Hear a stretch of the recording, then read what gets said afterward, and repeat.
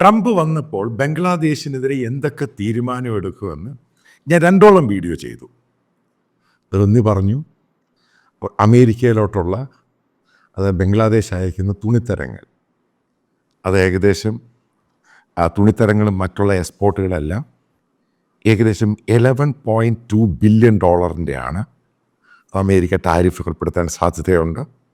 ഒന്നാമത്തെ കാര്യം പറഞ്ഞു. കാരണം അവിടെയുള്ള ഹിന്ദുക്കളായിട്ടുള്ള ഢാക്കയിലും പരിസരത്ത് ഏകദേശം വളരെയധികം ഹിന്ദുക്കളുടെ അവർക്കെതിരെ നടത്തിയ ജമാഅത്തെ ഇസ്ലാമിയുടെ കലാപവും പോലീസുകാർ നോക്കി നിന്നു.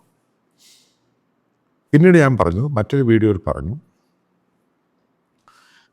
ബംഗ്ലാദേശിൻ്റെ പ്രസിഡൻറ്റ്, അതായത് താൽക്കാലിക പ്രൈം മിനിസ്റ്റർ അദ്ദേഹവും ഈ ക്ലിൻ്റൺ ഫൗണ്ടേഷനുമായിട്ടുള്ള ബന്ധം, അയാളുടെ മകള് ബൈഡൻ അഡ്മിനിസ്ട്രേഷൻ്റെ കൺസൾട്ടൻ്റ് ആയിരുന്നു.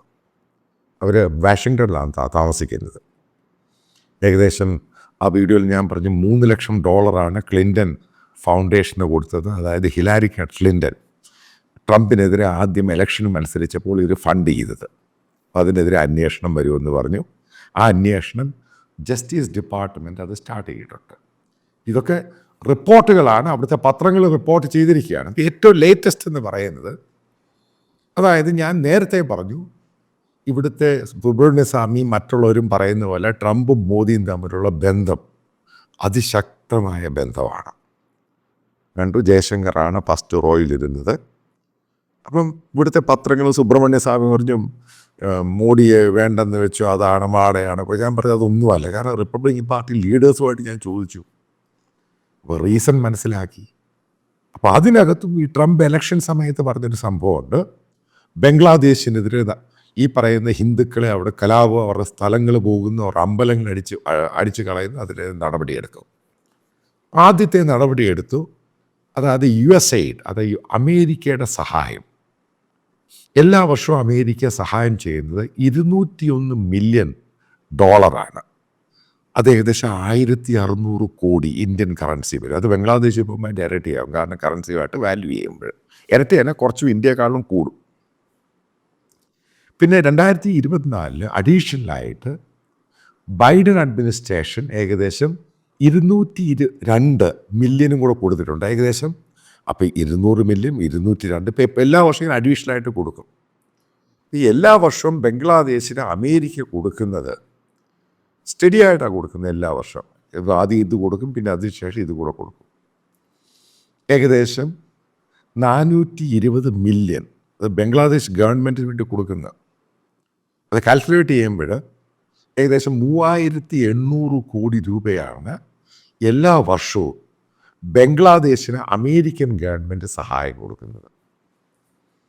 ആദ്യം ഒന്നാമത്തെ. അപ്പോൾ ഇതെവിടെയൊക്കെയാണ് അവർ സെക്ടറിൽ ചെലവഴിക്കുന്നത്? ഒന്നാമത് അവിടുത്തെ അഗ്രികൾച്ചർ, അതായത് കർഷകർക്ക് കൃഷി ചെയ്യാൻ വേണ്ടി അതായത് വളം, അതിന് സബ്സിഡി കൊടുക്കാൻ വേണ്ടിയാണ് പ്രധാനമായിട്ട് ചെയ്യുക. കാരണം ആ കർഷകർ ഇതുകൊണ്ട് കൃഷി ചെയ്തെടുക്കുമ്പോൾ അവിടുത്തെ ആ രീതിയിൽ അവിടുത്തെ മണ്ണും ഈ ഫർട്ടിലൈസർ വെച്ച് അവിടെ ഉൽപ്പാദിപ്പിക്കുന്ന ഫർട്ടിലൈസർ വളരെ മോശമായ ഫർട്ടിലൈസർ, അത് വിദേശ രാജ്യം ഇന്ത്യയിൽ നിന്നാണ് വാങ്ങുന്നത്. അതിന് അമേരിക്കയാണ് സബ്സിഡി കൊടുക്കുന്നത്, ഈ പണം കൊടുക്കുന്നത് ഇന്ത്യക്ക്. അതായത് ബംഗ്ലാദേശ് ഗവൺമെൻറ് ഇന്ത്യക്ക് കൊടുക്കുന്നത്, മറ്റുള്ള രാജ്യങ്ങളിൽ നിന്നും വാങ്ങും. അപ്പോൾ അതിന് കൊടുത്തിരിക്കുന്ന, അപ്പോൾ അതുമായിട്ട് കാരണം അല്ലെങ്കിൽ അവിടുത്തെ കർഷകർക്ക് കൃഷി ചെയ്യാൻ പറ്റത്തില്ല, നഷ്ടത്തിൽ പോകും. അതായത് മാർക്കറ്റിന് അകനാണെങ്കിൽ മാത്രമേ അവർക്ക് പ്രൈസ് കിട്ടിയാൽ ഈ കർഷകന് പിന്നെയും അടുത്ത കൾട്ടിവേഷനുള്ള ഹാർവെസ്റ്റും ചെയ്യാൻ പറ്റുള്ളൂ. അതുമായിട്ട് ബന്ധപ്പെട്ട 6 ലക്ഷം പേരുണ്ട്. അതായത് അമേരിക്കൻ പണം കിട്ടി അവിടെ കൃഷി ചെയ്യുന്നവർ. കാരണം മാർക്കറ്റ് കോമ്പറ്റീഷനാണ് സംഭവം, ഇടപെടുന്നതിന് അമേരിക്കൻ പണമാണ് ഏറ്റവും. 6 ലക്ഷം പേരാണ് ബംഗ്ലാദേശിൽ അമേരിക്കൻ പണം കൊണ്ട് കൃഷി ചെയ്യുന്നവർ. ഈ 6 ലക്ഷം പേരുടെയും ജോലി പോകും. പിന്നെ അവിടെ ചെയ്യാൻ പറ്റത്തില്ല. അതേപോലെ ബംഗ്ലാദേശിലെ പബ്ലിക് എഡ്യൂക്കേഷൻ, അതായത് സ്കൂള് അങ്ങനെയുള്ള പരിപാടി, അതായത് അതുമായിട്ട് ബന്ധപ്പെട്ട് അവിടുത്തെ ഗവൺമെൻറ് സാലറി, പക്ഷേ ഇതും കൂടെ ചേർത്താണ് അവർക്ക് സാലറി, അത് അവിടെ ജോലി ചെയ്യുന്ന ടീച്ചേഴ്സിനാണെങ്കിൽ മറ്റുള്ളവർക്കും മുന്നോട്ട് പോകാൻ കഴിയുന്നത്. കാരണം ആ രാജ്യത്തിന് അല്ലാതെ ഒരു കേപ്പബിലിറ്റി ഇല്ല അവിടെയുള്ള ടീച്ചേഴ്സിന് സാലറി കൊടുക്കാൻ. അത് ഏകദേശം 25,000 മുതൽ 30,000 പേർക്ക് സാലറി സപ്പോർട്ട് എന്ന് പറയുന്നത് കൊടുക്കുന്നത് അമേരിക്കൻ എയ്ഡാണ്. ഇവരുടെയും ജോലി പോകും. 2, മൂന്നാമത്തെ അമേരിക്ക അവർക്ക് കൊടുക്കുന്ന മറ്റൊരു സംഭവമുണ്ട്. ഇതുമായിട്ട് ബന്ധപ്പെട്ട പണം തന്നെ ചെലവഴിക്കുന്നത് അവിടുത്തെ ഹെൽത്ത് സെക്ടറിലാണ്. അതായത് അവിടുത്തെ പ്രൈമറി ഹെൽത്ത് സെക്ടർ, അവിടുത്തെ മെഡിക്കൽ കോളേജ് ആണെങ്കിലും അവിടെ അതുമായിട്ട് ബന്ധപ്പെട്ട്, അതായത് വലിയ രാജ്യമാണ് ബംഗ്ലാദേശ്. ഏകദേശം 30,000 പേരുണ്ട്. ഡോക്ടേഴ്സ് ആണെങ്കിലും നേഴ്സസ് ആണെങ്കിലും മറ്റുള്ള ജോലി ചെയ്ത് ഹെൽത്തുമായിട്ട് ബന്ധപ്പെട്ട് നമ്മൾ പല രീതിയിൽ ആശാ വർക്കർ അവരൊക്കെ പറയുന്ന സംഭവമുണ്ട്. കാരണം മെഡിസിന് അത് ഇതൊക്കെ ഈ പണം കൊണ്ടാണ് വാങ്ങുന്നത് അവർ. ആ ഗവൺമെൻറ്റിൻ്റെ സപ്പോർട്ടിന്. പക്ഷേ മേജർ പാക്കേജ് എന്ന് പറയുന്നത് സപ്പോർട്ട് എന്ന് പറയുന്നത് അമേരിക്കൻ ഗവൺമെൻറ് കൊടുക്കുന്നതാണ്. അവരുടെയും ജോലി പോകും. പിന്നീട് അവിടെ എൻവയറമെൻറ്റ്, കാരണം അവിടെ എപ്പോഴും നിങ്ങൾക്കറിയാം എപ്പോഴും ഡിസാസ്റ്റർ ഉണ്ടാകുന്ന സ്ഥലമാണ്. ചിലപ്പോൾ വലിയ കൊടുങ്കാറ്റ്, അതേപോലെ തന്നെ വലിയ വെള്ളപ്പൊക്കം, ഈ സംഭവങ്ങൾ നിങ്ങൾ ബംഗ്ലാദേശിൽ വെള്ളം പൊങ്ങി, അത് പൊങ്ങി, ഇത് പൊങ്ങി, നിങ്ങൾ എപ്പോഴും കേൾക്കുന്ന സംഭവം.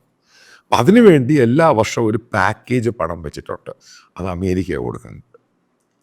അത് സസ്പെൻഡ് ചെയ്ത് കഴിഞ്ഞപ്പോൾ ഇവർ വെള്ളം പൊങ്ങിയാലും ദുരിതം വന്നു കഴിഞ്ഞാലും അവർ എഡ്യൂക്കേഷനാണെങ്കിലും ഹെൽത്ത് ആണെങ്കിലും കർഷകൻ്റെ എല്ലാവരും കൂടെ കാൽക്കുലേറ്റ് ചെയ്യുമ്പോൾ ഏകദേശം 11 ലക്ഷം പേരുടെ തൊഴിലാണ് പോകുക. അതായത് ബംഗ്ലാദേശ് എക്കോണമി തകിടം മറിഞ്ഞു പോകും. ആലോചിച്ച് നോക്കുക. ഇനി മറ്റൊരു സംഭവമുണ്ട് ഇതുമായിട്ട് ബന്ധപ്പെട്ട്. അമേരിക്ക കൊടുക്കുന്ന എല്ലാ വർഷവും 1.2 ബില്യൺ, ഏകദേശം 10,000 കോടിയോളം രൂപ ബംഗ്ലാദേശിൽ ബന്ധിരിക്കുന്ന ഒറുങ്കൻ മുസ്ലിം കമ്മ്യൂണിറ്റിയുണ്ട്. അവരെ സഹായിക്കാൻ വേണ്ടി അമേരിക്കയാണ് പണം കൊടുക്കുന്നത്. അത് സസ്പെൻഡ് ചെയ്തു. അതായത് മുഹമ്മദ് യൂനിസിൻ്റെ മന്ത്രിസഭയ്ക്ക് ഒരു പുല്ലും ചെയ്യാൻ പറ്റത്തില്ല. ഇവർക്ക് ആഹാരം എവിടുന്ന് ആഹാരം കൊടുക്കുന്നത്, അതേപോലെ കുട്ടികൾക്ക് കൊടുക്കുന്ന ന്യൂട്രീഷ്യസ്, ഇതെല്ലാം അമേരിക്ക കൊടുക്കുന്ന പണം അവിടുന്ന് അയച്ചു കൊടുക്കുന്നത്, അതും സസ്പെൻഡ് ചെയ്തു. എന്താണ് ഈ പറയുന്ന ലെറ്ററിൽ US എയ്ഡ്സിൽ പറയുന്നത്? US എയ്ഡ് അതിൽ പറയുന്നത് ഇപ്പോൾ ചെയ്യുന്ന എല്ലാ ജോലികളും അമേരിക്കൻ സഹായത്തോട് ചെയ്യുന്ന ജോലികൾ നിർത്തിവെക്കും, അതായത് സസ്പെൻഡ് ചെയ്തിരിക്കുന്നു. എന്താണ് കാരണം? ഇന്ത്യക്കാരായുള്ള ഹിന്ദുക്കളെ ഢാക്കയിൽ നിന്നും അടിച്ചോടിച്ച ജമാഅത്തെ ഇസ്ലാമിക്ക് നോക്കുകുത്തിയായിരുന്ന മുഹമ്മദ് യൂനിസിനും ഗവൺമെൻറ്റിന് കൊടുത്ത പണിഷ്മെൻ്റായത്. പെട്ടോ സംഭവ രാജ്യം ഇത്രയേ ഉള്ളൂ ആ രാജ്യം. അതാദ്യം മനസ്സിലാക്കുക. അവരാണ് കയറി നമ്മളെ പഠിപ്പിക്കാൻ വന്നത്. അവർ പറഞ്ഞ് നമ്മൾ ഒറീസ എടുക്കാൻ പോകുന്നു, വെസ്റ്റ് ബംഗാൾ എടുക്കാൻ പോകുന്നു, കുന്തം എടുക്കാൻ, പട്ടിണിയും പരിവട്ടമായി. എന്തെങ്കിലും സംഭവിച്ചാൽ പിന്നെ ആര് സഹായിക്കും? ഇവിടെയാണ് ട്രംപ് പറഞ്ഞ് ഇന്ത്യയുമായിട്ട് ബന്ധത്തിൽ പോകണം. അവരിപ്പം 100% ഇന്ത്യയുടെ കാലേ കയറി പിടിക്കും. ഇന്ത്യ പറയാതെ ട്രംപ് ഈ സസ്പെൻഷൻ റിവോക്ക് ചെയ്യത്തില്ല. ഇത് റിവോക്ക് ചെയ്തില്ല എങ്കിൽ ബംഗ്ലാദേശ് എന്ന് പറയുന്ന സൊമാലിയേക്കാളും കഷ്ടമായിട്ടൊക്കെ പോകും. പിന്നെ ആൾക്കാർക്ക് ജീവിക്കും, ഭക്ഷണമില്ലാതാകും, കർഷകൻ പിന്നെ കൃഷി ചെയ്യാതാകും, സ്കൂൾ എഡ്യൂക്കേഷൻ കുട്ടികളുടെ നിന്ന് പോകും. ആലോചിച്ച് നോക്കുക. അവിടെ ഹെൽത്ത് സെൻറ്റർ, അതായത് ആരോഗ്യരംഗം പൂർണ്ണമായിട്ട് ഡീറെയിൽ ചെയ്തു പോകും. ഇത്രമാത്രം ഉറങ്കൻ റെഫ്യൂജീസ് ഉണ്ട്. അവൻ ആഹാരം കഴിക്കാൻ ആഹാരമില്ലാതാകും. മനസ്സിലായോ? ഇവിടെയാണ് ട്രംപ് എന്ന് പറഞ്ഞ ഭരണാധികാരി എത്രമാത്രം ഇന്ത്യയോടും മോദിയോടും കടപ്പെട്ടതാണ്. അതിൻ്റെ ഏറ്റവും തെളിവാണ് ആദ്യത്തെ അടി കൊടുത്തിരിക്കുന്നത്. ബംഗ്ലാദേശിൽ ആളെ കാലേ പിടിച്ചാൽ മതിയാവത്തുള്ളൂ. അപ്പം എന്താണ് അദ്ദേഹം ആദ്യം പറഞ്ഞത്? ഈ പറയുന്ന അവിടെ വിട്ടുപോയ എല്ലാ ഹിന്ദുക്കളെയും അവിടെ തിരിച്ചു കൊണ്ടുവരണം. അതിന് ടൈം കൊടുത്തിട്ട് ഇത്ര സമയം, അതിൻ്റെ പേരിലാണ് സസ്പെൻഡ് ചെയ്തിരിക്കുന്നത്. ഇത്ര ദിവസത്തിന് അവിടെ തിരിച്ചു കൊണ്ടുവരണം. ആ അമ്പലങ്ങൾ പണിത് കൊടുക്കണം. അപ്പം കലാപം നടത്തിയ മുഴുവൻ കലാപകാരികളെ അറസ്റ്റ് ചെയ്യണം. അവർക്കിത് നടപടി സ്വീകരിക്കണം. ഏതൊക്കെ ഉദ്യോഗസ്ഥന്മാരാണ് ഈ കലാപകാരികളെ സപ്പോർട്ട് ചെയ്ത് അവർക്കെതിരെ നടപടിയെടുക്കണം. സ്ട്രിക്റ്റ് ഓർഡറാണ് സംഭവം. അത് പബ്ലിക്കായിട്ട് പറയത്തില്ല, അവർ ഒഫീഷ്യലായിട്ട് സംസാരിച്ചു കഴിഞ്ഞു. അപ്പം അതും പുറത്തു വരികയാണ്. ഇതാണ് ഒരു ഭരണാധികാരി വന്നു കഴിഞ്ഞാൽ, അതായത് ലോകത്തെ എങ്ങനെ നിർത്തണം. ഇത് ഏറ്റവും വലിയ നിറവല്ല ബംഗ്ലാദേശിന് കൊടുത്തത്. ഇത് ആവശ്യമായിരുന്നു അവർക്ക്. കാരണം അവിടെയുള്ള പല ആൾക്കാരെ സംസാരിച്ചപ്പോഴും അവിടെയുള്ള പല ജേർണലിസ്റ്റുകളും സംസാരിച്ചപ്പോൾ അതിക്രൂരമായിട്ടാണ് അവിടെ ജമാഅത്ത് ഇസ്ലാമി കലാപകാരികൾ, ഹിന്ദുക്കൾ, അവിടെ ക്രിസ്ത്യൻസിന് അറ്റാക്ക് ഉണ്ടായി. അത് ഇവിടുത്തെ ഇന്ത്യൻ മീഡിയ, ഇവിടുത്തെ കേരളത്തിലെ മീഡിയ ഒന്നും റിപ്പോർട്ട് ചെയ്തില്ല. അവിടെയുള്ള ക്രിസ്ത്യൻസിൻ്റെ പള്ളികൾ ഉൾപ്പെടെ അവിടെ വർഷിപ്പ് സെൻറ്റേഴ്സ് വരെ ഇവർ അറ്റാക്ക് ചെയ്തു. അപ്പം ഇതിനെതിരെയാണ് രംഗത്ത് വന്നത്. കാരണം ബംഗ്ലാദേശിൻ്റെ വെടി അങ്ങ് തീർത്ത് കൊടുത്തു.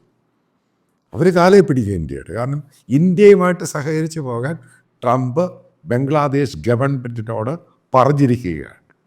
അല്ലാതെ മുന്നോട്ട് പോകാൻ എന്നാൽ മാത്രമേ ഈ സസ്പെൻഷൻ റിവോക്ക് ചെയ്യുകയുള്ളൂ. അല്ലെങ്കിൽ ഞാൻ വീണ്ടും ആവർത്തിക്കുന്ന, ബംഗ്ലാദേശ് സൊമാലിയേക്കാളും കഷ്ടമായി പോകും.